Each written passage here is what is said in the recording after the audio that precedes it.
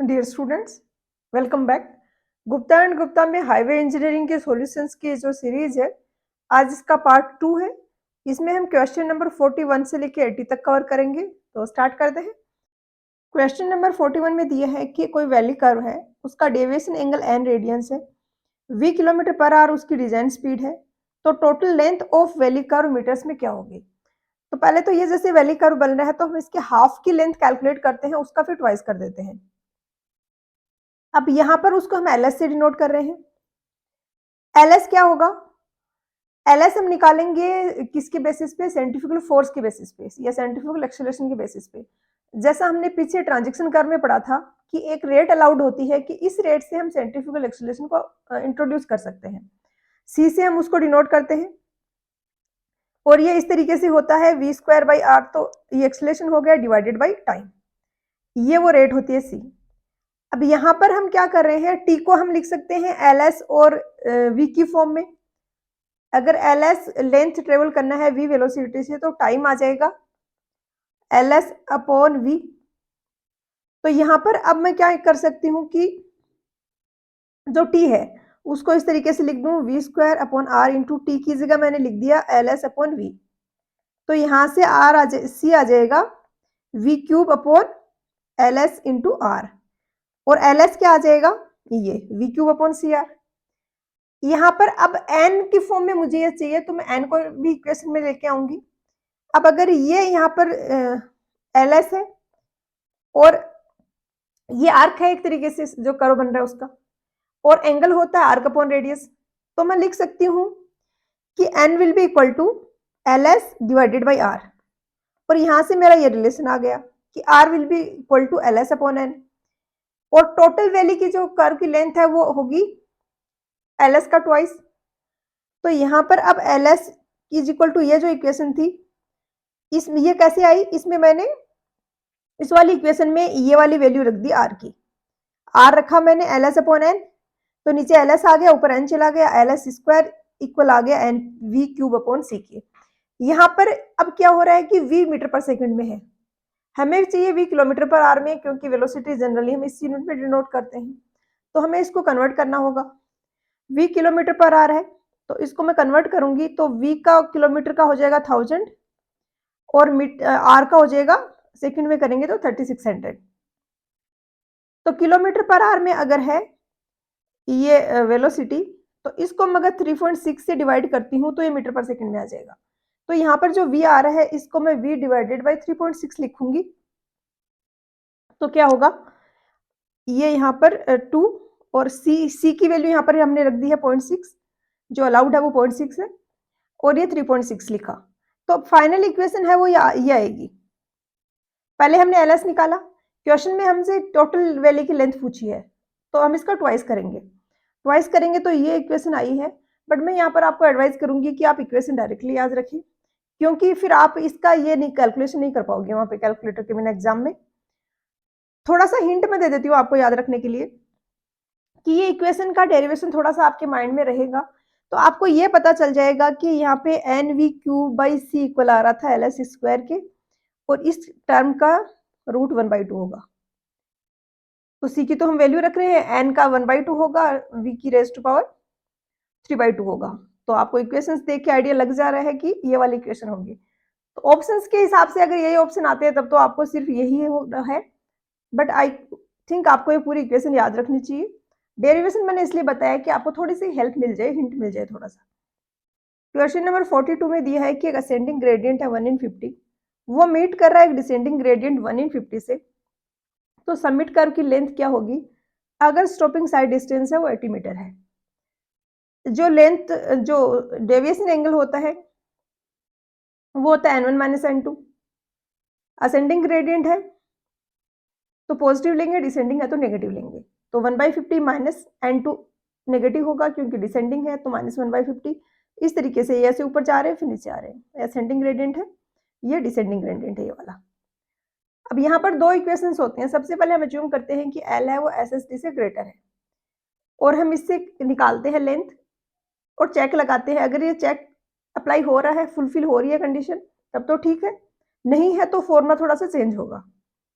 तो सबसे पहले हम ये निकाल लेते हैं इस फॉर्मूले से। यहाँ पर फॉर्मूला होता है L is equal to N S square, यहाँ पे स्क्वायर होगा, upon root H plus root small H का स्क्वायर। एच यहाँ पर ड्राइवर का जो आई लेवल है उसकी हाइट है, स्मॉल एच है जो ऑब्स्ट्रक्शन आ रहा है रोड पे उसकी हाइट है। तो कैपिटल एच 1.2 मीटर लेते हैं, स्मॉल एच 0.15 मीटर लेते हैं। ये इक्वेशन भी आपको याद रखनी है, और इनकी वैल्यू रखने के बाद ये जो इक्वेशन आती है ये भी आपको याद रखनी है, क्योंकि दोनों ही पूछी जा सकती हैं एग्जाम में, ये वैल्यूज भी पूछी जाती हैं। तो यहाँ पे हमने एस की वैल्यू रखी, ये हमारा आ गया था 1/25 इंटू 80 डिवाइडेड बाई 4.4, ये आया 58.18। हमने माना था कि एसएसडी से ग्रेटर है, लेकिन हमारा एसएसडी से कम आ गया है। तो अब दूसरा फॉर्मूला क्या होगा? दूसरा फॉर्मूला होता है ये, अगर कम है तो फिर हम ये वाला फॉर्मूला लगाएंगे।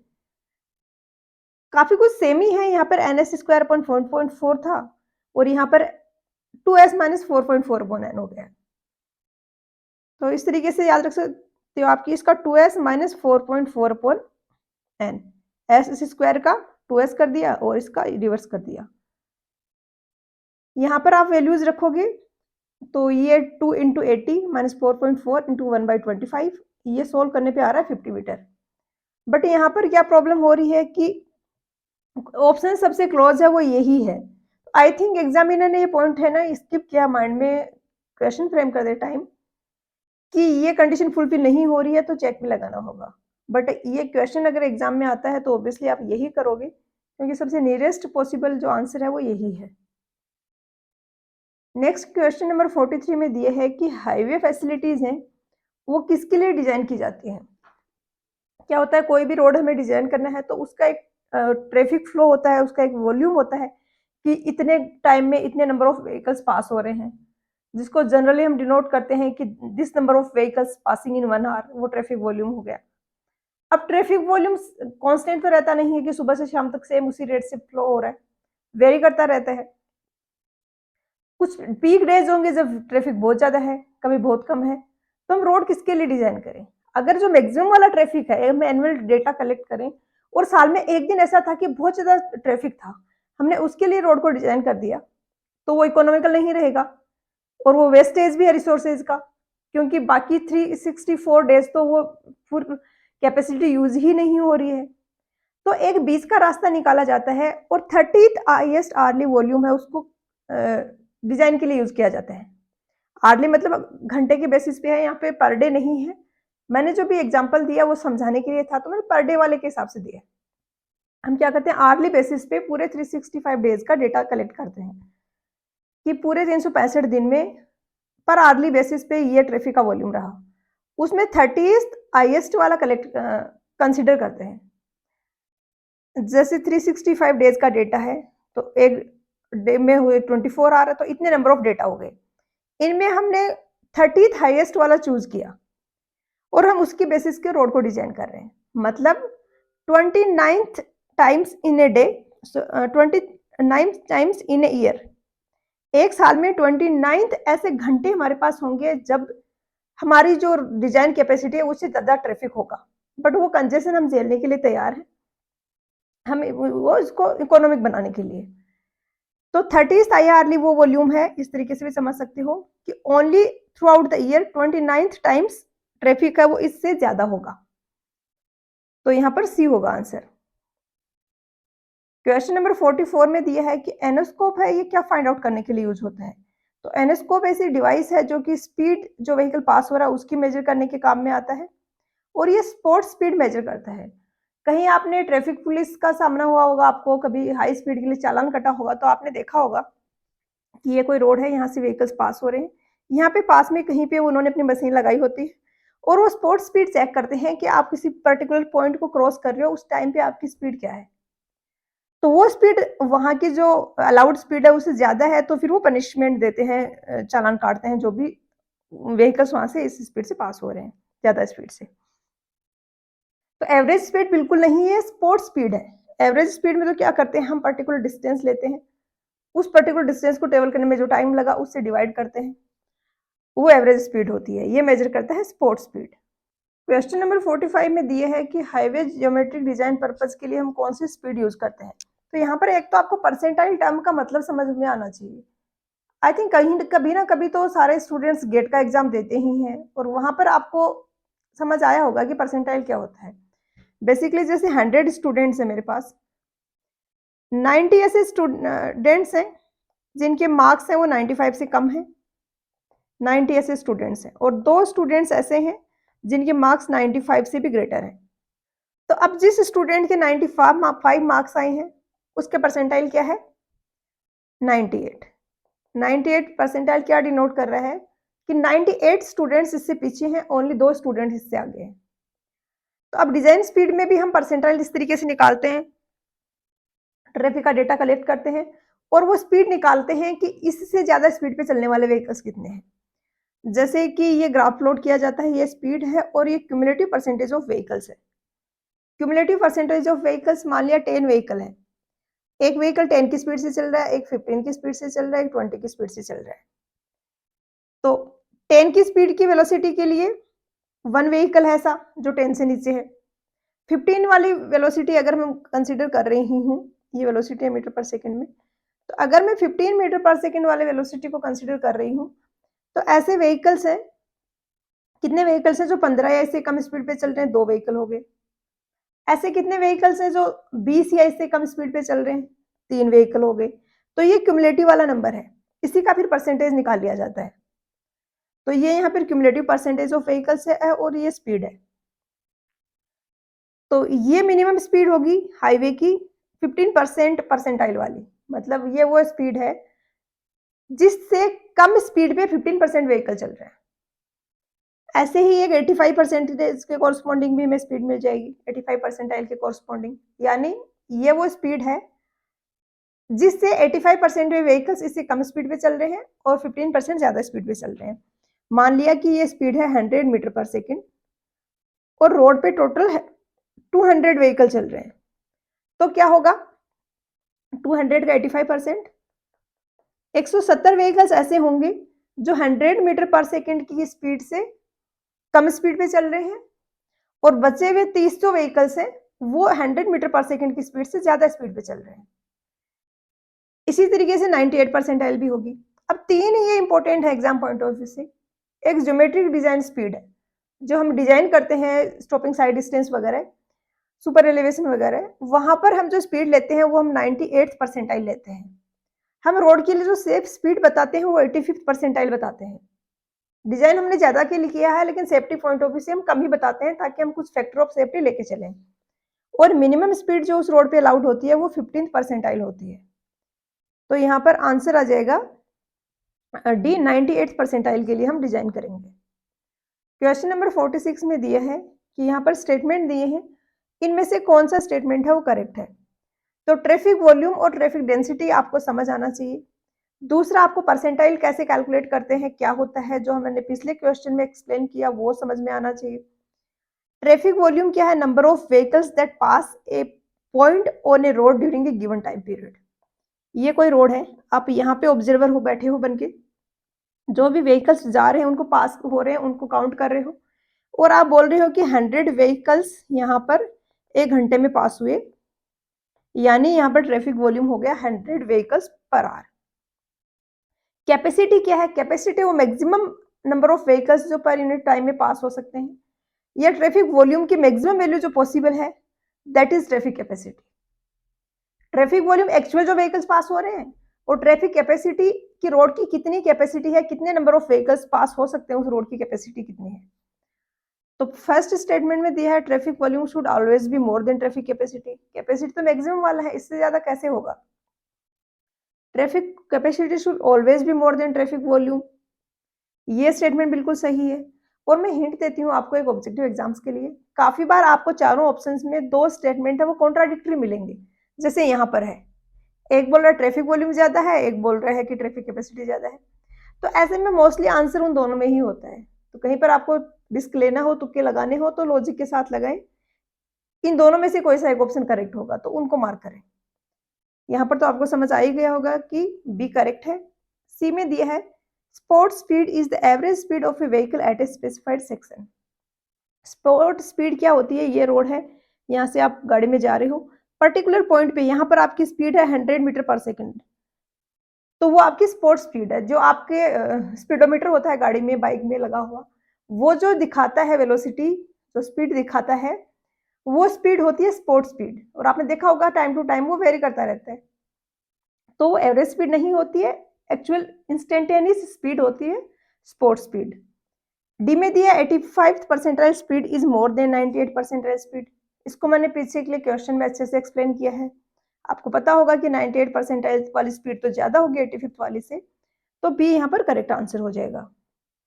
क्वेश्चन नंबर 47 में दिया है कि लेंथ ऑफ व्हीकल किसको अफेक्ट करती है। व्हीकल की डायमेंशन है वो रोड डिजाइन को ऑब्वियसली अफेक्ट करती है। ट्रैफिक लेन कितने की विड्थ कितनी होगी, ये उसकी विड्थ अफेक्ट करेगी। ट्रैफिक लेन्स की विड्थ है उसको व्हीकल की विड्थ अफेक्ट करेगी। एक्स्ट्रा विड्थ जो हमें देनी है पेमेंट में, वो डिपेंड करेगी लेंथ ऑफ व्हीकल पे, क्योंकि ये फॉर्मूला अगर आपको याद हो तो ये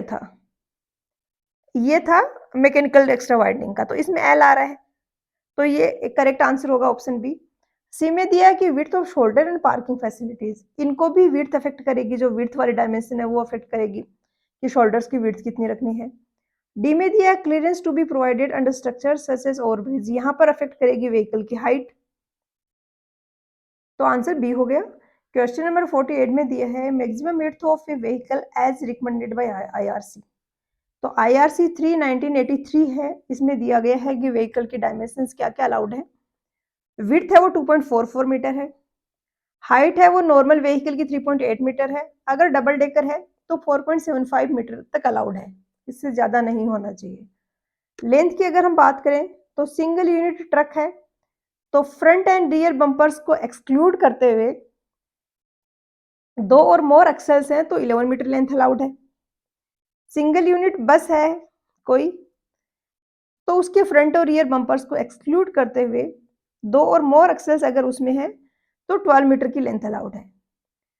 कोई ट्रैक्टर है जिसमें सेमी ट्रैक्टर का कॉम्बिनेशन है, तो वहां पर लेंथ अलाउड है वो 16 मीटर है, यहाँ पर जो है वो 18 मीटर है। ये डेटा मैंने दे दिया है, बट मुझे अभी तक ऐसा कोई ऐसा क्वेश्चन मिला नहीं है जिसमें लेंथ का इतना ज्यादा डिटेल में पूछा जाए, बट फिर भी आप एटलीस्ट ये वाला तो याद रख ही लीजिए, और ये वाला लेंथ का मिनिमम और मैक्सिमम रख सकते हो, आई थिंक इतना सफिशिएंट रहेगा। क्वेश्चन नंबर 49 में दिया है कि डिजायर लाइन्स हैं वो किसके लिए प्लॉटेड, कौन सी ट्रैफिक स्टडी में प्लॉट किए जाते हैं। तो एक ओरिजिन एंड डेस्टिनेशन स्टडी होती है जिसमें जो भी व्हीकल है उसकी ओरिजिन क्या था, डेस्टिनेशन क्या है, उनको हम स्टडी करते हैं, उसको फोकस करते हैं। अब जैसे कि ये एक रेजिडेंशियल कॉलोनी है, ये एक वर्क साइट है, ये एक दूसरा कोई मार्केट है, तो यहाँ से यहाँ पर लोग जाएंगे वापस आएंगे, जाएंगे वापस आएंगे, हो सकता है यहाँ से यहाँ जाएं, फिर यहाँ चले जाएं, फिर यहाँ से यहाँ चले जाएं। तो ये वाली जो लाइन ओरिजिन और डेस्टिनेशन को कनेक्ट कर रही हैं, ये होती हैं डिजायर लाइंस, शॉर्ट में O&D स्टडीज भी बोलते हैं उसको।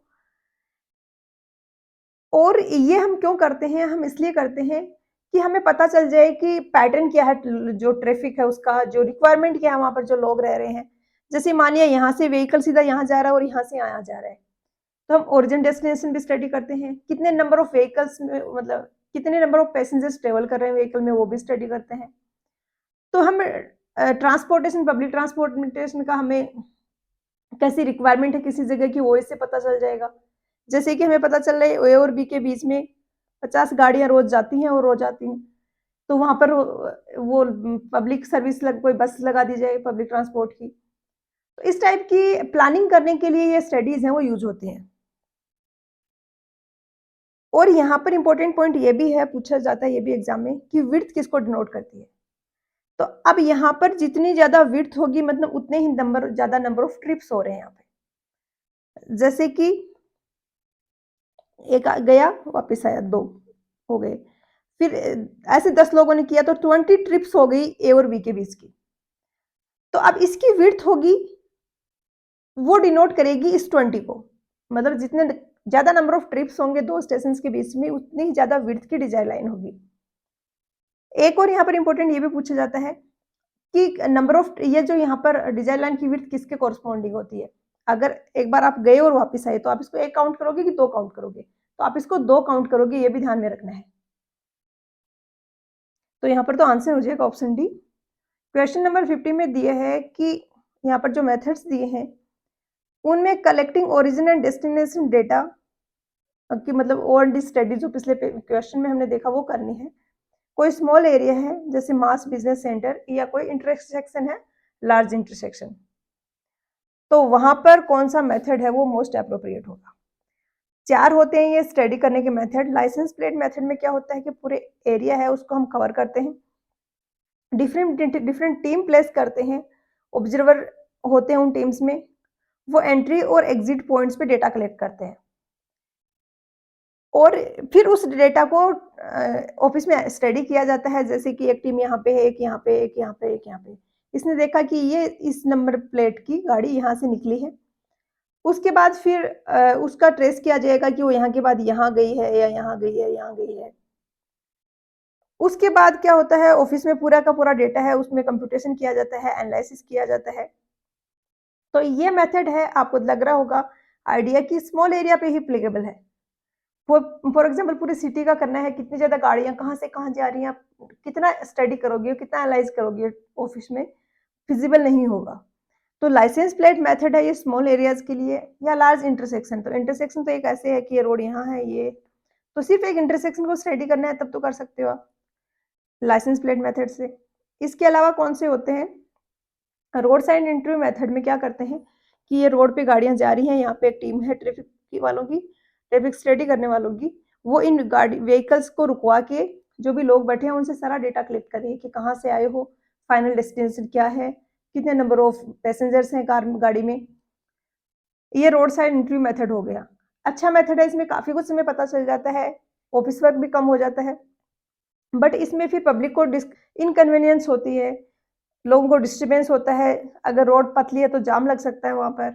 इसी तरीके से रिटन पोस्ट कार्ड और होम इंटरव्यू मेथड भी स्मॉल एरियाज के लिए उतने बेटर नहीं रहेंगे। होम इंटरव्यू मेथड में घर घर जाके डेटा कलेक्ट किया जाता है कि आप कितना ट्रेवल करते हो, कहाँ से कहाँ जाते हो, क्या फ्रीक्वेंसी है, ये सब। क्वेश्चन नंबर 51 में दिया है कि ट्रैफिक मैन्योर जो यहाँ पर शो किया गया है वो कौन सा है। तो इस तरीके से जब अगर रोड जा रही है, आप इधर से डाइवर्ज हो जाते हो या इधर हो जाते हो, तो ये लेफ्ट डाइवर्जन, ये राइट डाइवर्जन है। ये रोड जा रही है, आप इधर से आके इसमें मर्ज हो रहे हो, तो ये मूवमेंट है, ये मर्जिंग का है। एक गाड़ी ऐसे जा रही है, दूसरी ऐसे जा रही है, तो अभी जो मैन्योर है वो क्रॉसिंग का है।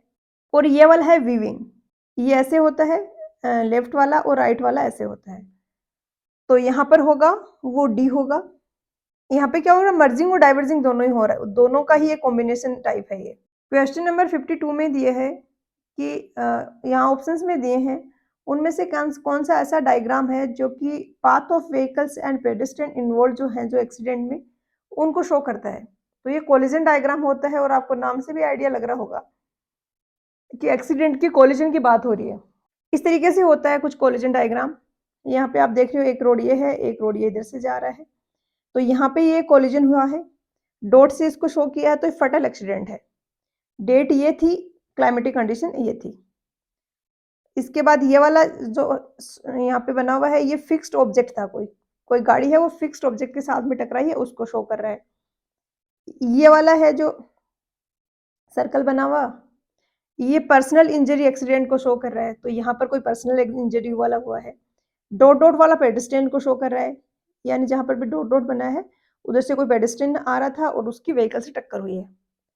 तो इस तरीके से जो डायग्राम होता है उसको बोला जाता है कोलिजन डायग्राम। स्पॉट मैप और कंडीशन डायग्राम भी यहाँ पर दिए हैं, तो हम इनको भी समझ लेते हैं। स्पॉट मैप में क्या करते हैं, जो एक्सीडेंट स्पॉट्स हैं उनको पिन और या किसी सिंबल से हम मैप में शो करते हैं। डिटेल्स नहीं शो करते एक्सीडेंट की, सिर्फ जहां जहां एक्सीडेंट हो रहे हैं उनको पिन पॉइंट करते हैं। कंडीशन डायग्राम में क्या होती है, एक ड्राइंग होती है, वो उन सारे फिजिकल कंडीशंस को शो करती है जो कि एक्सीडेंट के लोकेशन पे थे। इसको हम आगे के क्वेश्चन में और डिटेल में समझेंगे। क्वेश्चन नंबर 53 में दिया है कि speed of traffic stream increase करेंगे तो मिनिमम स्पेसिंग ऑफ व्हीकल्स क्या होगा। दो व्हीकल चल रहे हैं, तो इनके मिनिमम स्पेसिंग है वो स्पीड वेरी करने से कैसे होगा। तो आपने देखा होगा कि सिटी में बहुत स्लो स्पीड में गाड़ियां चल रही हैं, ऑलमोस्ट जाम किसी सिचुएशन है और वो धीरे-धीरे ट्रैफिक मूव हो रहा है। तो आप देखोगे कि जो आगे वाली गाड़ी और पीछे वाली गाड़ियों के बीच में बहुत ही कम गैप है, क्योंकि कम स्पीड में चल रही हैं, तो लग रहा है कि अगले ने रोकी, तो हम सँभाल लेंगे, एकदम से हम भी ब्रेक लगा देंगे। वहीं पे अगर हाईवे पे गाड़ी चल रही है, तो आप उतना गैप पे नहीं चल पाओगे, क्योंकि आगे वाला बहुत स्पीड में चल रहा है। उसको एकदम से ब्रेक लगा दिए, उसको कोई ऑब्स्ट्रक्शन दिख रहा है, उन्हें ब्रेक लगा दिए, आप उसके बाद रिएक्ट करोगे, कोलिजन हो सकता है। तो जैसे-जैसे स्पीड बढ़ती है, वो मिनिमम स्पेसिंग जो है वो बढ़ती है उसके साथ-साथ। तो यहाँ पर ए होगा इंक्रीजेज़। क्वेश्चन नंबर 54 में दिया है कि ट्रैफिक वॉल्यूम है ये किसके इक्वल होता है? तो ये मैंने पहले भी बताया है, ये रिप्रेजेंट करता है vehicles per hour passing at a particular point. जैसे ये रोड है, यहाँ पर आप देख रहे हो 100 व्हीकल्स 1 घंटे में पास हो रहे हैं, तो ये इसका ट्रैफिक वॉल्यूम हो जाएगा। अब यहाँ पर हमसे पूछा है ट्रैफिक डेंसिटी, स्पीड और वॉल्यूम के साथ में रिलेशन। ट्रैफिक डेंसिटी भी सिंपल है, आपको पता होना चाहिए। ट्रैफिक डेंसिटी क्या पर्टिकुलर पॉइंट को नहीं कंसीडर करते हुए, एक पर्टिकुलर ऑब्जर्वेशन पॉइंट को कंसीडर ना करते हुए पूरी लेंथ को कंसीडर करता है। जैसे कि मैंने ये रोड का 1 किलोमीटर का स्ट्रेच ले लिया और देखा कि किसी पर्टिकुलर टाइम पे इसमें कितने नंबर ऑफ व्हीकल्स प्रेजेंट है, वो उस रोड की डेंसिटी होगी। इसको कैसे रिप्रेजेंट करेंगे? व्हीकल्स पर किलोमीटर, कि 1 किलोमीटर में इतने नंबर ऑफ व्हीकल्स हैं, ये रोड की डेंसिटी है। अब आपसे डेंसिटी, वॉल्यूम और स्पीड में रिलेशन पूछा है, तो यूनिट्स से आप ये रिलेशन याद रख सकते हो। डेंसिटी को कैसे डिनोट करते हैं? ये होता है व्हीकल्स पर किलोमीटर। ट्रैफिक वॉल्यूम को आई थिंक क्यू से किया जाता है, ये होता है व्हीकल्स पर आवर। तो अब क्या होगा, इसको आप अगर वेलोसिटी से मल्टीप्लाई कर दो, जिसकी यूनिट होती है किलोमीटर पर आवर, तो ये किलोमीटर से किलोमीटर कैंसिल होगी, व्हीकल पर आवर आ जाएगा, जो कि इक्वल होता है वी के, यानी K into V will be equal to Q. तो traffic density multiply by traffic speed will be equal to traffic volume, option A.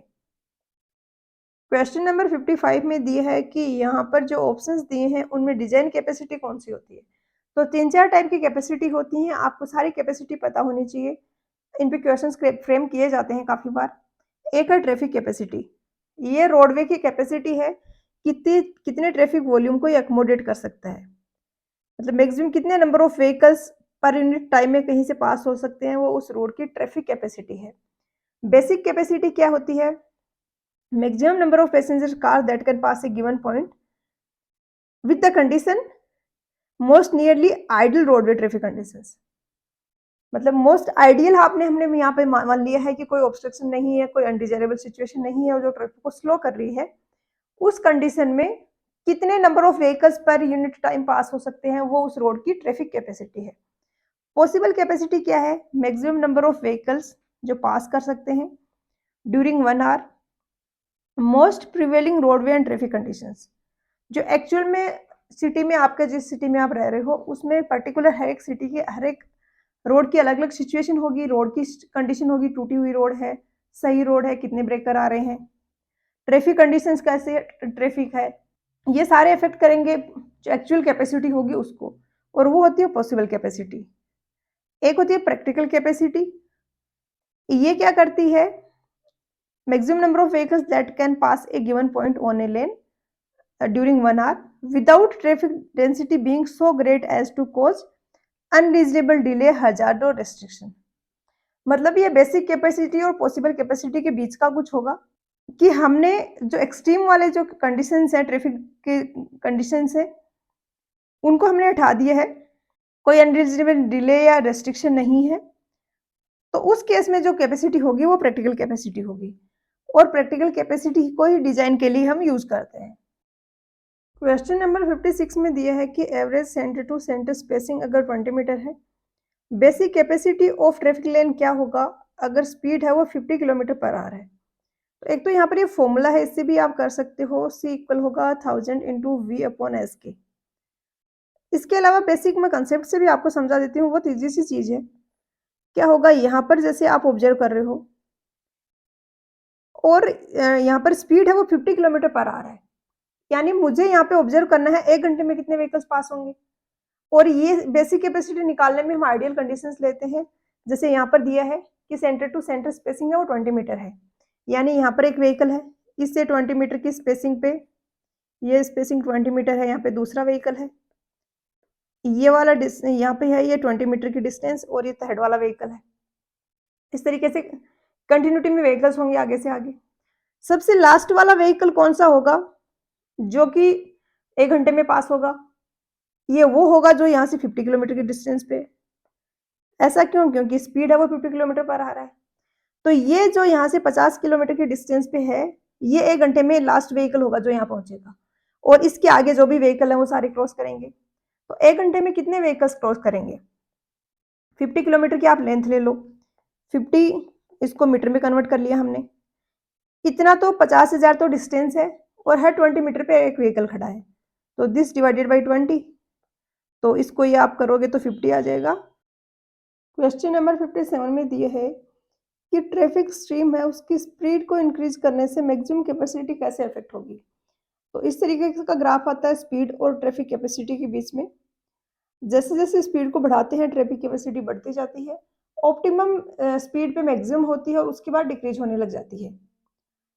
Initially क्या हो रहा है, आप ऐसे एज्यूम कर सकते हो कि ट्रैफिक जैम की सी सिचुएशन थी, बहुत ही स्लो ट्रैफिक चल रहा है, तो जितने नंबर ऑफ व्हीकल्स यहाँ पे एक पर्टिकुलर पॉइंट से पास हो रहे हैं वो बहुत कम होंगे।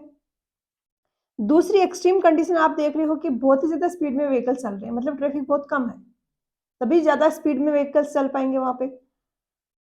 तो ज्यादा स्पीड में व्हीकल चल रहे हैं, इट मीन प्रेजेंट ही व्हीकल कम है रोड पे, तो नंबर ऑफ व्हीकल्स जो पास होंगे वो कम होंगे, क्योंकि बीच की जो स्पीड होगी ऑप्टिमम स्पीड, वहां पर कैपेसिटी मैक्सिमम होगी। तो यहाँ पर सी आएगा आंसर। क्वेश्चन नंबर 58 में दिए है कि इक्विवेलेंट फैक्टर है जो पैसेंजर कार यूनिट का पीसीयू, वो आईआरसी के अकॉर्डिंग क्या है। तो बेसिकली हमें डिफरेंट ट्रैफिक है उनको कंपैरिजन करना है, स्टडी करना है, तो हम सेम स्केल पे लेके आते हैं। क्या होता है, कोई रोड है उस पर बैलगाड़ी भी चल रही है, ट्रक भी चल रहा है, बाइक भी चल रही है, तो उनका हम एक स्टैंडर्ड फैक्टर से मल्टीप्लाई करके सेम स्केल पे ले आएंगे कि ये ट्रैफिक इक्विवेलेंट है this number of passenger car unit. तो ये फैक्टर है कार, टेम्पो, ऑटो रिक्शा के लिए तो 1 ही होता है। मोटरसाइकिल, स्कूटर कंपेरेटिवली कम स्पेस ऑक्यूपाई करते हैं तो इसके लिए हाफ होता है। बस, एग्रीकल्चर, ट्रैक्टर वगैरह ज़्यादा स्पेस ऑक्यूपाई करते हैं तो 3 होता है। साइकिल रिक्शा है, स्पेस तो कम ऑक्यूपाई कर रहा है बट स्लो बहुत चलता है, तो ज़्यादा टाइम तक वो रोड पे रहेगा, तो ट्रैफिक में ज़्यादा कंट्रीब्यूट करेगा, तो इसका फैक्टर 1.5 होता है। तो यहाँ पर तो कार का ही पूछा है तो 1 हो जाएगा ऑप्शन ए। क्वेश्चन नंबर 59 में दिया है कि स्टॉपिंग डिस्टेंस है दो व्हीकल के बीच की वो 18 मीटर है, एवरेज लेंथ ऑफ व्हीकल है वो 6 मीटर है, तो थियोरेटिकल मैक्सिमम कैपेसिटी क्या होगी एक ट्रैफिक लेन की जिस पर स्पीड है वो 10 मीटर पर सेकेंड है।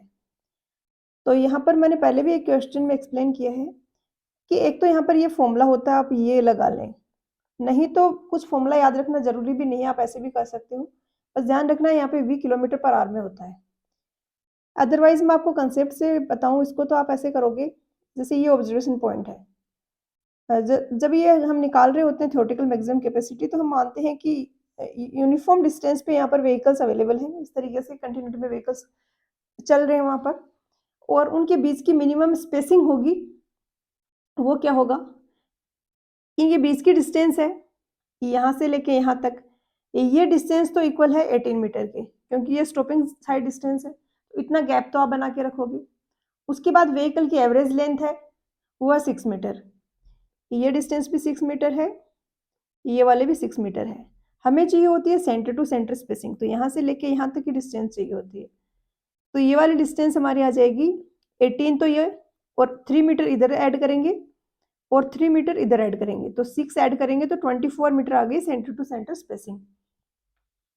तो या तो इस फॉर्मूले में आप रख दो बट वी कन्वर्ट करके रखना है, ध्यान रखें। अदरवाइज आप ऐसे करोगे कि ये ऑब्जर्वेशन पॉइंट है, लास्ट व्हीकल कौन सा होगा जो यहाँ से पास होगा, ये सारे व्हीकल्स यहाँ से पास हो जाएंगे 1 घंटे में, लास्ट कौन सा व्हीकल होगा जो कि पास होगा, वो होगा जो कि इससे हम निकालेंगे डिस्टेंस, तो 10 मीटर पर सेकेंड है, इसको किलोमीटर पर आवर में करेंगे तो 10 का 1000 में हो गया, और सेकंड को करेंगे तो 3600 से डिवाइड करेंगे जो ऊपर जाके मल्टीप्लाई हो जाएगा, तो ये यहाँ पर आ गया है 36 किलोमीटर पर आवर, यानी 36 किलोमीटर पर जो व्हीकल यहाँ पर जो लास्ट व्हीकल है जो पास होगा वो 36 किलोमीटर की डिस्टेंस पे होगा इस ऑब्जर्वेशन पॉइंट से। क्योंकि इससे आगे वाले तो सारे पास हो जाएंगे और इससे पीछे वाले हैं वो नहीं पास हो पाएंगे, क्योंकि 1 घंटे में ये लास्ट व्हीकल होगा जो यहाँ पहुंचेगा। तो आप क्या करोगे, 36 किलोमीटर मीटर में कन्वर्ट कर दिया 1000 डिवाइडेड बाई 24। तो इसको सोल्व करने पर ये आ जाएगा ऑप्शन ए 1500। क्वेश्चन नंबर 60 में दिए है कि ट्रांसपोर्टेशन सिस्टम है उसकी साइंटिफिक प्लानिंग करनी है, मास ट्रांजिट फैसिलिटीज हैं सिटी की उनकी प्लानिंग करनी है, मास ट्रांजिट फैसिलिटीज यानी पब्लिक बस वगैरह उनकी प्लानिंग करनी है, तो कौन सा डेटा हम यूज करेंगे। तो ओरिजिन एंड डेस्टिनेशन डेटा होता है जो यहाँ पर यूज होता है। ओरिजिन और डेस्टिनेशन डेटा में हम ओरिजिन क्या था किसी ट्रिप का, डेस्टिनेशन क्या है, उस सब का सारा स्टडी करते हैं। डेटा कलेक्ट किया जाता है, जैसे ये एक पॉइंट है बी, ये बी पॉइंट है, सी पॉइंट है, तो इनके बीच कितनी ट्रिप्स हो रही हैं, इनके बीच कितनी ट्रिप्स हो रही हैं, जो व्हीकल्स जा रहे हैं उनमें कितने कितने लोग हैं प्रेजेंट हैं। तो ये सारा स्टडी करके फिर प्लानिंग की जाती है कि ये यहाँ पर जैसे कि ज़्यादा नंबर ऑफ ट्रिप्स हो रही हैं और ओरिजिनल डेस्टिनेशन सेम है बहुत सारे लोगों का, तो हम वहाँ पर एक पब्लिक का ट्रांसपोर्ट की बस लगा दें ताकि लोग खुद के व्हीकल्स के बजाय उसमें ट्रेवल करने लग जाएं। तो बी होगा यहाँ पर आंसर। और इसके वेरियस एप्लीकेशंस में क्या क्या है, कोई एग्जिस्टिंग रूट है उसकी एडिक्वेसी चेक करना है, एक्सप्रेस वे और मेजर रूट्स हैं उनको हम डिजायर लाइन के अलोंग प्लान करेंगे क्योंकि बहुत ही वाइड रोड्स होंगी वो, तो वो वहाँ पर होनी चाहिए जहाँ पर ज़्यादा गाड़ियाँ चल रही हैं। Terminals and to plan terminal certificates, new bridge और ट्रैफिक डिमांड्स, जैसे कि किसी एक रोड पे बहुत ज़्यादा कंजेशन हो रहा है तो फिर 2 रोड क्रॉस कर रही हैं तो एक रोड को ऊपर से निकाल दिया जाए ब्रिज से, ये सारा। तो यहाँ पर आंसर हो गया बी। क्वेश्चन नंबर 61 है, इसमें दिया है कि वो डायग्राम जो कि सारे इंपॉर्टेंट फिजिकल कंडीशंस होती हैं जो एक्सीडेंट लोकेशन की उनको शो करता है, जैसे रोडवे की विड्थ क्या है, ब्रिज है क्या, ट्री है क्या है, ये सारी कंडीशंस को जो शो करता है वो कौन सा डायग्राम है। तो ये कंडीशन डायग्राम होता है, डी होगा यहाँ पर आंसर, सॉरी सी होगा। और ये स्पॉट मैप और कोलिजन डायग्राम हम कर चुके हैं पहले डिस्कस।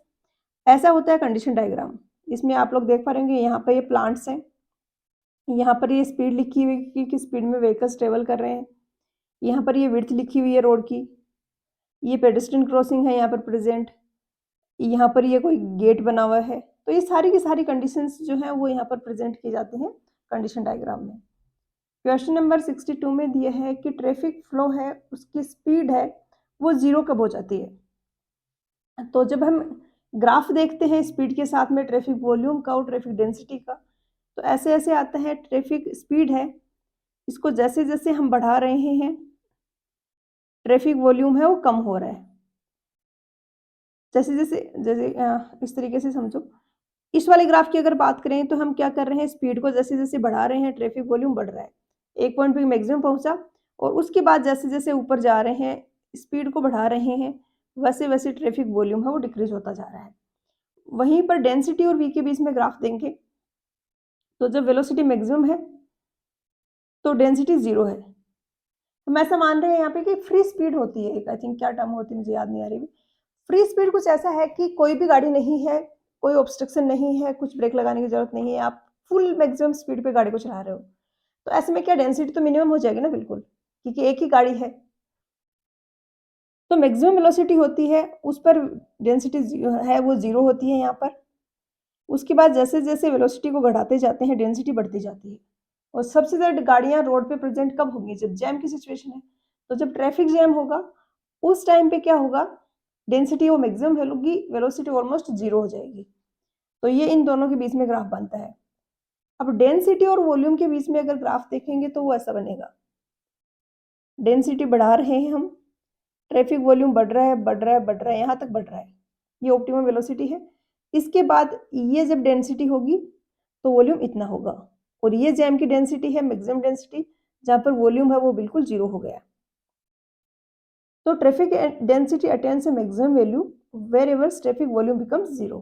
कहाँ पे हो रहा है ये, इस पॉइंट के कोरस्पॉन्डिंग जैम की जो सिचुएशन है कि डेंसिटी मैक्सिमम है, ट्रैफिक वॉल्यूम 0 है क्योंकि बिल्कुल जाम लग चुका है, गाड़ियां पास ही नहीं हो रही आगे, तो ऑब्जर्वर जो देखेगा उसको कुछ गाड़ियां जाते हुए नहीं दिख रही, आगे 0 है वॉल्यूम। और उसके बाद ये मेजर कॉन्फ्लिक्ट में क्या हुआ, एक तो ये वाला ये यहाँ जा रहा था, ये गाड़ी इधर से आ रही, दोनों यहाँ पे कॉन्फ्लिक्ट हो गया, इनका कोलिजन हो गया। ये एक यहाँ जा इससे जाते हुए इधर इधर से जो गाड़ी आ रही है इसके साथ ये मेजर कॉन्फ्लिक्ट हो सकता है। इसी के साथ में ये गाड़ी अगर इधर जा रही है तो यहाँ पर ये मेजर कॉन्फ्लिक्ट हो सकता है कि ये इधर जा रही थी और ये इधर से आ रही थी। इसी के साथ में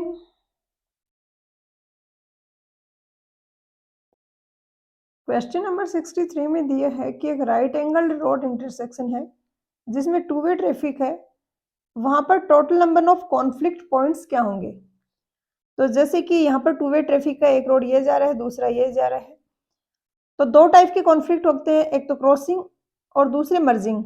जैसे ये जा रहा है, इधर से ये आ रहा है और यहाँ पे क्रॉस कर रहे हैं, ये कोलिजन हो गया है यहाँ पर, तो ये क्रॉसिंग कॉन्फ्लिक्ट है। दूसरा ये है कि जैसे एक व्हीकल इधर से इस रोड पे चले जा रहा था, इसको भी इधर टर्न लेना था, तो ये यहाँ से गया और ये मर्ज होते टाइम इससे कोलिजन हो गया, तो वो मर्जिंग कॉन्फ्लिक्ट हो गया। क्रॉसिंग वाले मेजर होते हैं, मर्जिंग वाले माइनर होते हैं। अब यहाँ पर ये डायग्राम के बेसिस पे मैं आपको थोड़ा शॉर्ट में समझा दूंगी, बट एग्जाम में मेरे पॉइंट ऑफ व्यू यह है कि आप ये अगर ड्रॉ करके प्लॉट करने की कोशिश करोगे तो बहुत डिफिकल्ट है कि आप सही आंसर कर पाओ, क्योंकि एग्जाम के उस प्रेशर में ये डायग्राम बनाना और इनको काउंट करके सही लिखना काफी डिफिकल्ट है। होता क्या है, जैसे कि ये है, अब यहाँ से जो व्हीकल ऐसे जा रहा है, सबसे पहले तो मेजर वाले कॉन्फ्लिक्ट देखते हैं कि ये व्हीकल था, ये इधर से ऐसे जा रहा था, ये इधर से ऐसे आ रहा था, हो सकता है यहाँ पे इस पॉइंट 1 पे कॉन्फ्लिक्ट हो जाए, क्रॉसिंग कॉन्फ्लिक्ट। दूसरा है कि इस व्हीकल को आना था इधर और इधर से एक व्हीकल जा रहा था यहाँ पे, ये क्रॉस करते हुए कॉन्फ्लिक्ट कर गए। मर्जिंग मतलब बाद में जाके एक ही रास्ता हो रहा है दोनों का, और क्रॉसिंग में कि टकरा रहे हैं आपस में, क्रॉस कर रहे हैं एक दूसरे को और डिफरेंट रास्ते पे जा रहे हैं।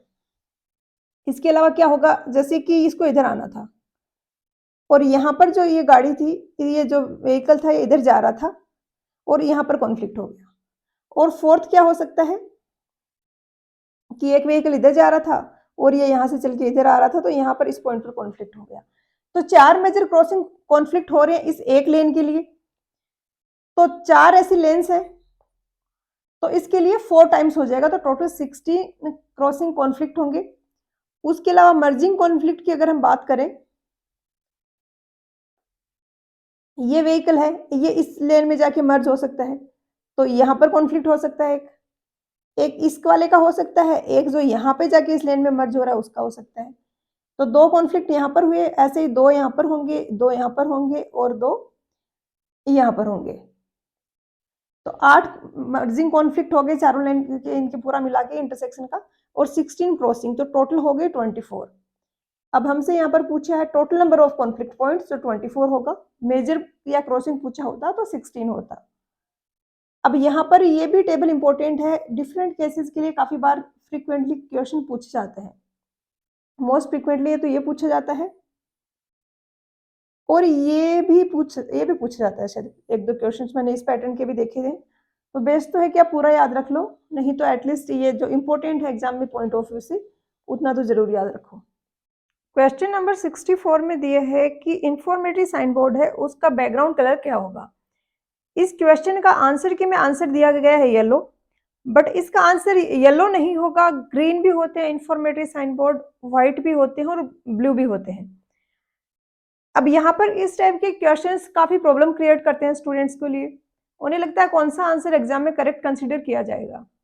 तो आप ऐसे में किसी भी एमसीक्यू बुक के बजाय आप जो प्रॉपर रेफरेंस बुक है, आईएएस कोड है, उनको रेफर करो, क्योंकि आप फाइनल अगर कहीं पर आंसर गलत भी होता है तो आप उन्हीं का रेफरेंस दे सकते हो, वहां पे रेफरेंस के अकॉर्डिंग कौन सा आंसर करेक्ट प्रूव हो रहा है वही फाइनल आंसर होगा। क्योंकि कुछ भी आंसर दिया हो प्रोविजनल आंसर की में, आपके पास प्रॉपर प्रूफ है, आप ऑब्जेक्शन फाइल करोगे तो वो कंसिडर किया जाएगा। अब यहाँ पर जो रेफरेंस बुक्स हैं उनकी बात करें तो खन्ना एंड जस्ट तो काफी पॉपुलर बुक है हाईवे की, उसमें यहाँ पर दिया गया है कि इंफॉर्मेटरी साइन बोर्ड होते हैं ये 3-4 टाइप के, जिसमें डायरेक्शन और प्लेस आइडेंटिफिकेशन वाला होगा, इसका व्हाइट बैकग्राउंड होगा। फैसिलिटी इंफॉर्मेशन का ब्लू बैकग्राउंड होगा। अदर यूजफुल साइंस का ब्लू बैकग्राउंड होगा। पार्किंग साइन का व्हाइट बैकग्राउंड होगा। तो ब्लू तो ऑप्शंस में है नहीं, तो उसके अकॉर्डिंग व्हाइट आंसर होना चाहिए। इसी के साथ में स्टैंडर्ड जो कोड है इसका IRC नंबर लिख देती हूँ मैं यहाँ पे, आपको जरूरत पड़ेगी अगर एग्जाम में क्वेश्चन आया तो। IRC 67/2012। यहाँ पर इसमें ये इंफॉर्मेटरी साइन बोर्ड्स को एक्सप्लेन किया है कि इंफॉर्मेटरी साइंस होते हैं वो फैसिलिटीज को इंडिकेट करते हैं, लोकेशन एंड डायरेक्शन फैसिलिटीज को इंडिकेट करते हैं, फ्यूल स्टेशन कहाँ पर है, कोई ईटिंग प्लेस आ रहा है उसका साइन बोर्ड लगा होगा, पार्किंग है उसका होगा। और यहाँ पर इन्होंने 2 एग्जाम्पल भी दिए हैं कि इसमें आप डाउनलोड करके देख सकते हो। नीचे यहाँ पे दिया गया है कि ये फिगर 3.3 में एग्जाम्पल है, ये इंफॉर्मेटरी साइन बोर्ड के हैं। तो ये फैसिलिटी इंफॉर्मेशन ब्लू बैकग्राउंड का है, ये डायरेक्शन इंफॉर्मेशन साइन है, ये है ग्रीन बैकग्राउंड का। और ऐसे तो आपने जो मेजर हाईवेज है उन पे भी काफी जगह देखे ही होंगे, जो 4 लेन 6 लेन हाईवे होते हैं उनमें इस तरीके से ग्रीन बैकग्राउंड है वो यूज किया जाता है। तो इसके अकॉर्डिंग होना चाहिए या तो ब्लू या ग्रीन। तो यहाँ पर आंसर की में ब्लू तो है नहीं, तो ब्लू तो आउट हो गया। तो ग्रीन भी पॉसिबल है, क्योंकि आप अगर ये ऑब्जेक्शन फाइल करोगे, रेफरेंस ये दोगे कि IRC कोड है और ये एग्जाम्पल दोगे, तो उसमें कोई चांस ही नहीं है कि आपका कंसिडर नहीं किया जाएगा। तो दोनों ही करेक्ट आंसर है, C एंड D, B नहीं होगा। क्वेश्चन नंबर 65 में दिया है कि कौन सा साइन है नीचे दिए गए साइंस में से जो वार्निंग साइन है। तो ये लेवल क्रॉसिंग है, ये वार्निंग साइन है। 3 टाइप के साइन होते हैं, एक रेगुलेटरी साइन। रेगुलेटरी साइन क्या, जैसे कि नो पार्किंग रेगुलेटरी साइन है, जिनको फॉलो करना ही करना है आपको। एक इन्फॉर्मेटरी साइन होते हैं जो कि आपको इन्फॉर्मेशन देते हैं ताकि आपका ट्रेवल है वो सेफ और इजी रहे, जैसे कि आगे कोई सिटी आ रहा है उसका आपको वो डिस्टेंस लिख देंगे, वो इन्फॉर्मेटरी साइन बोर्ड है। उसके अलावा होते हैं वार्निंग साइंस, जैसे कि लेवल क्रॉसिंग है, वार्निंग साइन होगा कि आगे कुछ ऐसा है जो आपको पहले से पता होगा तो आप सेफली मूव कर पाओगे। ओवरटेकिंग प्रोहिबिटेड, ये एक रेगुलेटरी साइन है, तो ए होगा यहाँ पर आंसर। क्वेश्चन नंबर 66 में दिया है डेड स्लो कौन सा साइन है। तो ये ऐसा होता है डेड स्लो का साइन, और ये एक रेगुलेटरी साइन है जो कि फॉलो करना ही करना है, तो यहाँ पर ए होगा। और रेगुलेटरी साइन के वाला इंफॉर्मेटरी साइन बोर्ड में क्या होगा, जिसे डिस्टेंस का मैंने पिछले क्वेश्चन में डिस्कस किया कि किसी सिटी का डिस्टेंस दिया गया है। वार्निंग साइन में वो कोई सर्टेन हैजार्डियस कंडीशन आ रही है आगे, जैसे कि कोई एक्सीडेंट प्रोन एरिया आ रहा है, तो उसका आपको एक बोर्ड मिलेगा, तो वो वार्निंग साइन है। क्वेश्चन नंबर 67 में दिया है कि most efficient traffic signal system कौन सा है। तो यहाँ पर क्या है, 4 टाइप के सिग्नल सिस्टम है। जो आपने ट्रैफिक सिग्नल देखा होगा सिटीज में, जब आप रोड क्रॉस करते हो, कभी चौराहा आता है वहाँ पे सिग्नल लगा होता है कि जाना है रुकना है। तो 4 टाइप के होते हैं। एक होता है साइमल्टेनियस सिस्टम, इसमें क्या होता है कि सेम डायरेक्शन में सेम सिग्नल रहेगा, जैसे कि ये यहाँ पे एक इंटरसेक्शन आ रहा है, ये आ रहा है, तो सेम टाइम पे इस डायरेक्शन में जाने वाले सारे व्हीकल्स को अलाउ है, ग्रीन सिग्नल है, और इस डायरेक्शन में जाने वाले व्हीकल्स को स्टॉप किया हुआ है। दूसरा अल्टरनेट सिस्टम, जिसमें क्या है कि एक सिग्नल पे ग्रीन है इधर जाने वाले व्हीकल्स के, अगले के लिए रेड है, फिर उससे अगले के लिए ग्रीन है, उससे अगले के लिए रेड है। थर्ड है सिंपल प्रोग्रेसिव सिस्टम, जिसमें कि क्या करते हैं कि हम कोशिश करते हैं कि कंटिन्यूअस एक ऑपरेशन होता रहे, और सिग्नल फेज है उसको हम डिजाइन करते हैं जो पर्टिकुलर प्लेस की रिक्वायरमेंट है उसके हिसाब से, कि किस रोड पे ज़्यादा ट्रैफिक है वहाँ पे ज़्यादा टाइम ग्रीन सिग्नल रहेगा, किस पे कम है उस पे कम रहेगा। जो प्रीवियस जो कंडीशंस है उसके हिसाब से इसको डिजाइन करके इसका सिग्नल का टाइम डिसाइड किया जाता है। और बेस्ट होता है फ्लेक्सिबल प्रोग्रेसिव सिस्टम। इसमें क्या होता है कि कोई कंप्यूटर सिस्टम होता है जो कि ऑटोमेटिकली वेरी करता है लेंथ को। सिंपल प्रोग्रेसिव में भी ट्रैफिक के अकॉर्डिंग हमने डिजाइन किया था, बट वो फिक्स था, किसी पर्टिकुलर टाइम पे कहीं पे ट्रैफिक बिल्कुल नहीं है तो उसको अकोमोडेट करके उधर का जो रेड साइन है उसको हटाएगा नहीं, उसका ग्रीन साइन है उसको चेंज नहीं करेगा। बट फ्लेक्सिबल प्रोग्रेसिव सिस्टम में क्या हो रहा है, जो भी उस रोड पे ट्रैफिक करंट जो सिचुएशन है उसके हिसाब से ऑटोमेटिकली साइकिल की लेंथ है उसको चेंज कर देगा।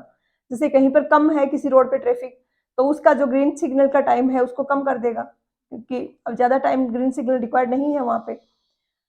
तो ये है, ये मोस्ट एफिशिएंट सिस्टम होगा ऑब्वियसली, तो सी होगा यहाँ पर आंसर। क्वेश्चन नंबर 68 में दिया है कि ट्रैफिक सिग्नल अगर हम इंट्रोड्यूस करते हैं इंटरसेक्शन पर तो क्या इफेक्ट होगा उसका। तो डिसएडवांटेजेस में है कि क्रॉसिंग कॉन्फ्लिक्ट तो हो जाएंगे आपके कम, क्योंकि ऐसे है ना, तो ये वाले व्हीकल जा रहे हैं तो इनको स्टॉप किया हुआ है, फिर ये जाएंगे तो इनको स्टॉप कर दिया। तो क्रॉसिंग वाले कॉन्फ्लिक्ट वो सारा इश्यू तो नहीं है, बट रियर एंड कोलिजन होगा कि यहाँ से गाड़ियां स्पीड में चलते हुए आ रही है, एकदम से रेड लाइट हुई, ब्रेक लगाए, पीछे वाले ने लगाए नहीं और लाके पीछे से उसको टक्कर कर दी। तो ये रियर एंड कोलिजन बढ़ जाते हैं ट्रैफिक सिग्नल के केस में। तो right angle collision reduces may increase rear end collision, C होगा आंसर। इसमें दिया reduce right angle and rear end collision, ये नहीं होगा। इसके अलावा क्या डिसएडवांटेज है, अगर इम्प्रॉपर डिजाइन एंड लोकेशन हुई सिग्नल की तो कंट्रोल सिस्टम का वोलेशन हो सकता है, और कभी इलेक्ट्रिक पावर फेलियर की वजह से सिग्नल काम ही नहीं कर रहा है तो लोगों में काफी कंफ्यूजिंग सिचुएशन क्रिएट हो सकती है। एडवांटेज क्या क्या है, प्रॉपर मूवमेंट अलाउ करता है ट्रैफिक को, काफी सारे एक्सीडेंट है जिनको रोकता है, पेडेस्ट्रियंस के लिए काफी इजी हो जाता है, हैवी ट्रैफिक फ्लो है उसको सेफली मूव करवाने के लिए हेल्प करता है। अब नेक्स्ट है क्वेश्चन नंबर 69। यहाँ पर दिया है कि इनकरेक्ट स्टेटमेंट कौन सा है। ये स्टेटमेंट है सिग्नल जो होता है उसके रिगार्डिंग। तो बेसिकली सिग्नल में क्या होता है, ग्रीन होता है, रेड होता है और एम्बर होता है, ऑरेंज कह सकते हो जिसको आप। जैसे ये ट्रैफिक वो है, अब क्या हुआ, ये वाली लेन है, इसके लिए पहले ग्रीन सिग्नल मिला हुआ था, इसको ग्रीन मिला हुआ था, इधर वाली को रेड मिला हुआ था कि ये रुकी हुई है, इस वाले साइड में ट्रैफिक फ्लो हो रहा है, ग्रीन मिला हुआ है। एकदम से वो साइन अगर ग्रीन के बाद जस्ट इमीडिएटली अगर रेड हो जाता है तो ऐसे में क्या होगा, जो व्हीकल स्टॉप लाइन से आगे आ गए वो क्या करें, इधर रेड हो जाएगा तो इधर ग्रीन हो जाएगा, ये अब जाने के लिए फ्री है और ये बीच में फंस गए हैं, तो इनमें टक्कर होने के चांसेस हैं। तो यहाँ पर क्या किया जाता है कि ग्रीन के बाद एक एम्बर रखा जाता है कि जो व्हीकल स्टॉप लाइन से आगे आ चुके हैं उनको पास करवाने के लिए थोड़ा टाइम दे दो और बाद में इधर वाली साइड में ग्रीन सिग्नल दो। तो अब क्या होगा, जब इसमें ग्रीन साइन है, जब इसमें एम्बर साइन है, ये 1 है रोड, ये 2 है, तो जब इसमें ग्रीन और एम्बर है तो दोनों टाइम ही यहाँ पे रेड रहेगा। तो मैं कह सकती हूँ कि R2 will be equal to A1 plus G1, या फिर इसका उल्टा भी होगा, R1 will be equal to A2 plus G2, sorry हाँ सही है, A2 एम्बर के लिए, G ग्रीन के लिए। अब क्या होगा, एम्बर टाइम है और क्लियरेंस टाइम है, तो बहुत ज्यादा टाइम नहीं चाहिए होगा, जो व्हीकल स्टॉप लाइन से आगे आ चुके हैं उनको बस क्रॉस ही करना है इंटरसेक्शन को, तो उसमें वहां पर 2 से 4 सेकंड का टाइम ड्यूरेशन काफी होता है। अब यहाँ पर करेक्ट इनकरेक्ट स्टेटमेंट पूछा है, ए में दिया है स्टॉप और red time of a signal is the sum of go and clearance interval for the class flow, ये हमने स्टेटमेंट लिखा, बिल्कुल सही बात है। बी में दिया गो और green time of a signal is the sum of stop and clearance interval for the cross flow, ये बोल रहा है कि यहाँ पर जब ग्रीन टाइम आएगा तब कब आएगा, जब यहाँ पर रेड है और यहाँ पर एम्बर है। तो रेड है तब तो यहाँ पर ग्रीन है, वो बात सही है, लेकिन यहाँ पर एम्बर है, जब क्लियरेंस टाइम दिया जा रहा है उस टाइम तो यहाँ पर ग्रीन नहीं हो सकता ना, रेड होना चाहिए, तो ये यहाँ पर गलत स्टेटमेंट हो गया। सी में दिया clearance time is 3 to 5 second, तो ये थोड़ा बहुत बुक टू बुक वेरी कर जाता है, 2 to 4 मिलेगा, किसी बुक में 3 to 5 मिलेगा, तो ये करेक्ट होगा। और cycle length normally varies 40 to 60 second, मतलब 40 to 60 सेकेंड का एक साइकिल होगा जिसमें ग्रीन लाइट भी आएगी, एम्बर भी आएगी और रेड भी आएगी, तो बी हो गया आंसर।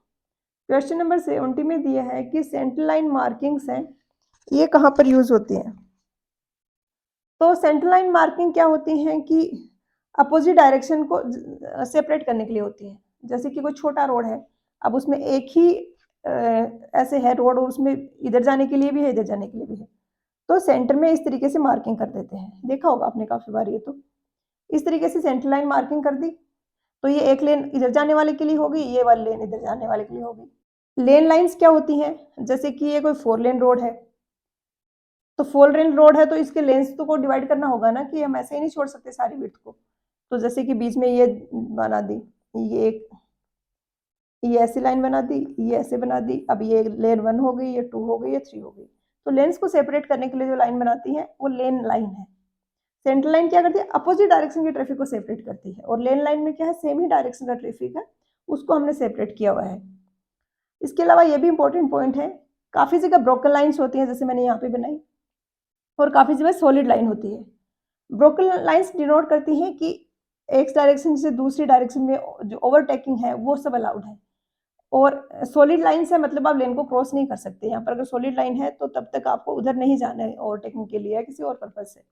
तो यहाँ पर बी होगा meant for two way traffic, same ही रोड है, टू वे ट्रैफिक है तो उसके लिए है। क्वेश्चन नंबर 71 में दिया है कि एक पर्टिकुलर प्लेस है जहाँ पे पेडेस्ट्रियन को क्रॉस करने के लिए अलाउ किया गया है और प्रॉपर उसके लिए मार्किंग की गई है। तो ये कौन सी मार्किंग होती है? तो ये होती है क्रॉस वॉक लाइन्स। आपने अगर नोटिस किया हो, नहीं किया है तो करना, रोड पे काफ़ी जगह ऐसी लाइन्स मिलेंगी आपको। तो ये पेडेस्ट्रियन के लिए है, मतलब यहाँ से आपको क्रॉस करना है, पैदल क्रॉस करना है तो ये क्रॉस वॉक लाइन्स होती हैं और इनके पहले एक स्टॉप लाइन होती है। ये रेड कलर में इस तरीके से आई थिंक आपको यहाँ पर इतना देखने को नहीं मिलेगा, बट आपको ऐसे दिख जाएगा कि ये क्रॉस वॉक से पहले एक स्टॉप लाइन है, यानी इधर से जो व्हीकल्स आ रहे हैं उनको इस लाइन पे यहाँ पे रुक जाना है। तो ये स्टॉप लाइन हो गया, क्रॉस वॉक लाइन्स हो गई। लेन लाइन्स हमने पिछले क्वेश्चन में डिस्कस किया कि सेमी डायरेक्शन का ट्रैफिक है, उसकी लेंस को सेपरेट करने के लिए लेन लाइन्स यूज होती हैं। और टर्न मार्किंग क्या होती है? जैसे कि ये है, टर्न करना है किसी व्हीकल को, ये है, इस व्हीकल को अभी इसलिए यहाँ पे 2-3 लेन है, मान लिया 2 लेन है, इसी डायरेक्शन में ट्रैफिक है दोनों में, और इसको इधर टर्न करना है, तो यहाँ पर वो की जाती है टर्न मार्किंग। जैसे यहाँ पे मार्किंग कर दी कि जिस व्हीकल को टर्न करना है इधर लेफ्ट साइड में, वो इधर आ जाए पहले ही इंटरसेक्शन से और फिर इधर टर्न कर ले, तो ये टर्न लाइन्स होती हैं। यहाँ पर आंसर सी हो गया। क्वेश्चन नंबर 72 में दिए है कि स्क्यूड और स्टैगर्ड इंटरसेक्शन कौन सा है? तो इंटरसेक्शन क्या होता है? दो रोड्स वो इंटरसेक्ट कर रहे हैं आपस में, तो कैसा कैसा हो सकता है? जैसे एक रोड ऐसे जा रही है, दूसरी ऐसे आते हुए उसको मिल रही है, तो इस इंटरसेक्शन को टी इंटरसेक्शन बोलेंगे। ये क्रॉस इंटरसेक्शन है। ये स्टैगर्ड है कि मतलब पहले तो सेम ही पॉइंट पे क्रॉस कर रहे थे ना, अब ये थोड़ा इधर हो गया और ये थोड़ा इधर हो गया, तो स्टैगर्ड हो गया। ये है स्क्यूड कि 90 डिग्री के अलावा किसी एंगल पे इस तरीके से मिल रही हैं रोड्स, तो ये स्क्यूड हो गया। ये स्क्यूड क्रॉस हो गया, यानी क्रॉस के जैसे ही बन रहा है बट स्क्यूड है। ये स्क्यूड स्टैगर्ड है। इसमें क्या हो रहा है? स्क्यूड भी है, मतलब इस तरीके से एंगल है वो 90 डिग्री से कम भी है, और सेम पॉइंट पे नहीं हो रहा है, ये क्रॉस हो रहा है वो इस तरीके से स्टैगर्ड है। तो यहाँ पर आंसर होगा वो ऑप्शन सी हो जाएगा। क्या होगा? हर जगह एक एंट्री पॉइंट होगा, एक एग्जिट पॉइंट होगा। तो ये एंट्री पॉइंट है और ये वाला एग्जिट पॉइंट है। अब यहाँ पर एक तो सेंट्रल आइलैंड जो ट्रैफिक आइलैंड का ये बन रहा है रोटरी का सेंट्रल आइलैंड। क्वेश्चन नंबर 73 काफी अच्छा क्वेश्चन है। यहाँ पे पूछा एंट्रेंस और एग्जिट कर्व्स हैं रोटरी के, उनके क्या इनके मतलब विड्थ और रेडियस कैसे होंगे?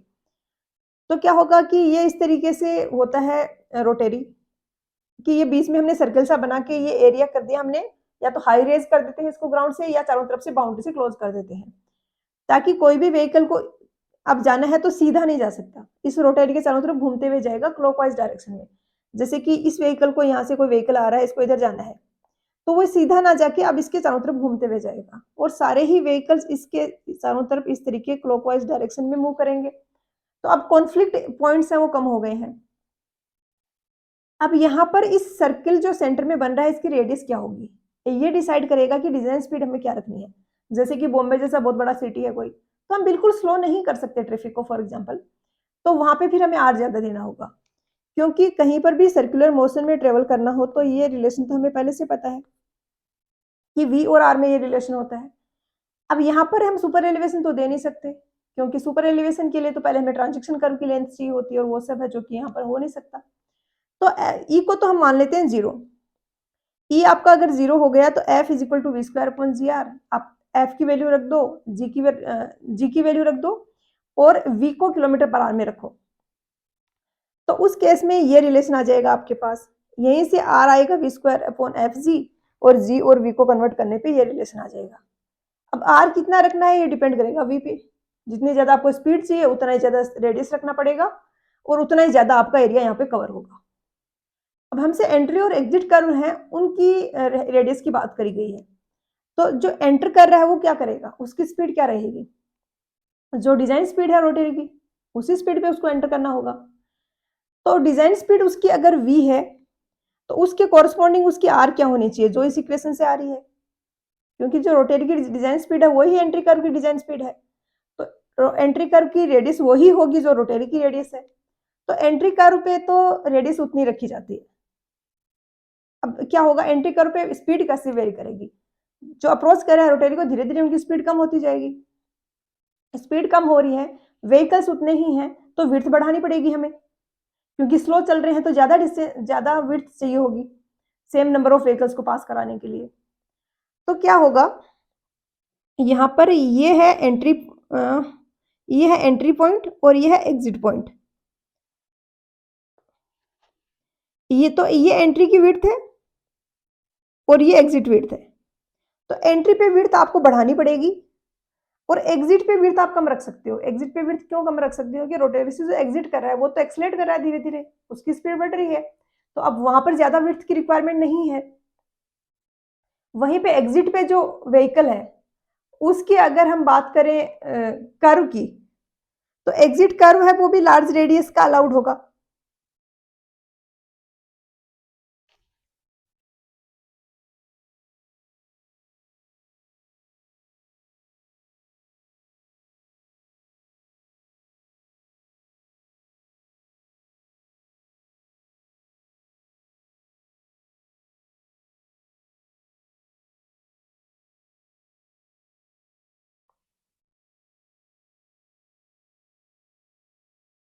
क्योंकि वहां पे अब वेलोसिटी ज्यादा है उसकी एग्जिट करने वाले व्हीकल्स की, तो वहां पर रेडियस भी ज्यादा हो तो कोई इश्यू नहीं है।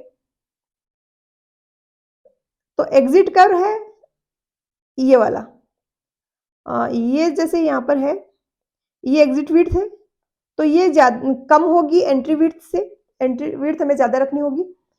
और जो कर्व की अगर बात करेंगे तो एंट्री वाला जो कर्व है उसकी रेडियस तो इस सर्किल की रेडियस की जितनी होगी, बट एग्जिट वाला जो कर्व है उसकी रेडियस है वो इससे ज्यादा होगी, क्योंकि यहाँ पर अब वेलोसिटी है वो ज्यादा है। तो यहाँ पर डी होगा, डिफरेंट होगी रेडियस भी और विड्थ भी। क्वेश्चन नंबर 74 में दिए है कि टू इक्वली इंपॉर्टेंट रोड्स हैं, अगर क्रॉस कर रहे हैं राइट एंगल पे तो सुटेबल शेप क्या होगा। तो सेम इंपॉर्टेंट है दोनों ही व्हीकल्स पे, ट्रैफिक सफिशिएंट है, इक्वल है ऑलमोस्ट, तो ऐसे में सर्कुलर है वो बेस्ट सूटेबल रहता है।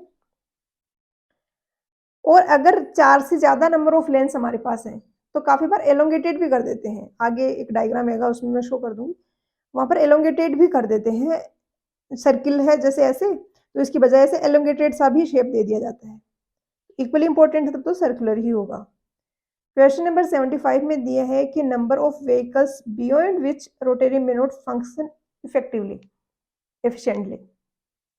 तो यहाँ पर ये अमेरिकन एसोसिएशन है जो हाईवेज का, वो तो कहता है कि 500 से कम पे रोटरी मत दो, जरूरत नहीं है, और 5000 से ज्यादा व्हीकल्स पर आवर अगर आ रहे हैं एक रोटरी पे तो ये एफिशिएंटली वर्क नहीं करेगा।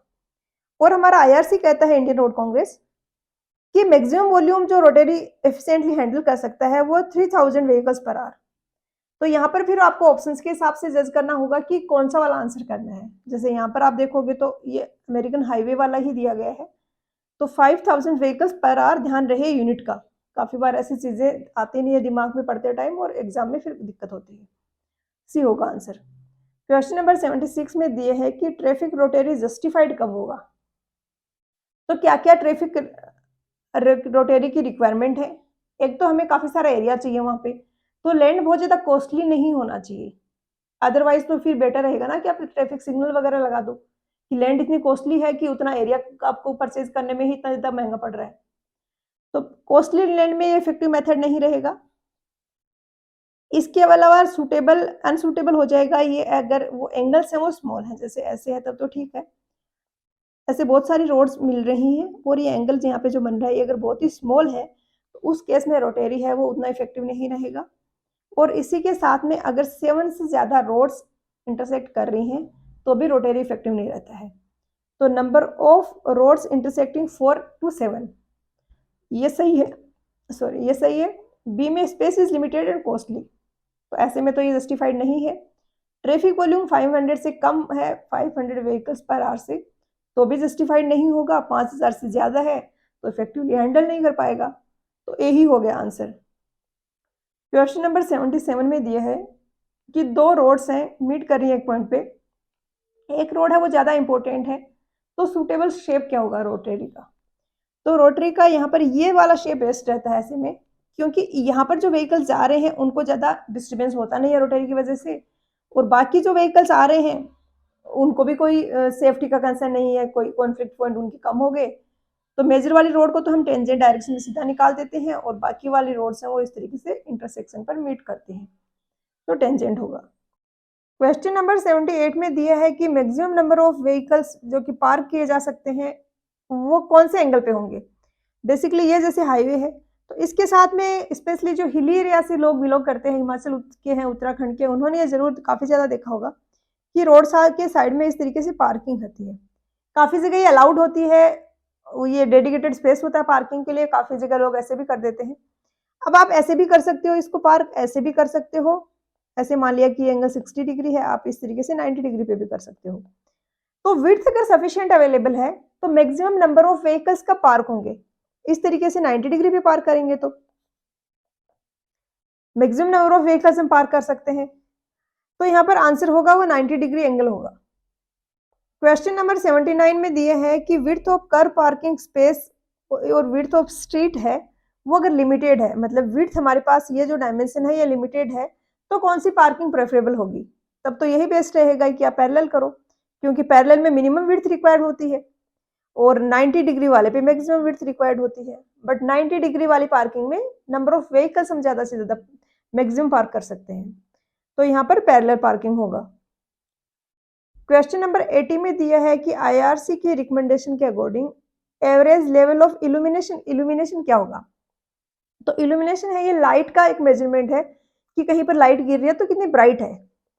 अब इसका एक स्टैंडर्ड तरीका है कि जो यूनिट है उसको थोड़ा सा हम अगर समझें तो ऐसा होता है कि एक कैंडल यहाँ पर आपने रखी हुई है, ये जल रही है, इससे 1 मीटर की डिस्टेंस पे एक इस तरीके से आपने प्लेन रखा हुआ है, इसकी डायमेंशन है 1 मीटर बाय 1 मीटर। तो यहाँ पर जो लाइट की इंटेंसिटी होगी वो 1 लक्स है, LUX। अब जो रिकमेंडेशन है वो ये कहती है कि 30 लक्स होगा इंपॉर्टेंट अर्बन रोड्स जहां पर फास्ट ट्रैफिक है, 15 लक्स होना चाहिए other main roads carrying mixed traffic, और 4 to 8 लक्स चलेगा कम, मतलब जो कम इंपॉर्टेंट टाइप की रोड है। तो यहाँ पर आंसर ऑप्शन डी हो जाएगा। तो आज के लेक्चर में इतना ही, मिलते हैं नेक्स्ट लेक्चर में। जो भी आपका फीडबैक हो नीचे कमेंट करके जरूर बताएं। तो पढ़ाई करते रहिए, ऑल द वेरी बेस्ट।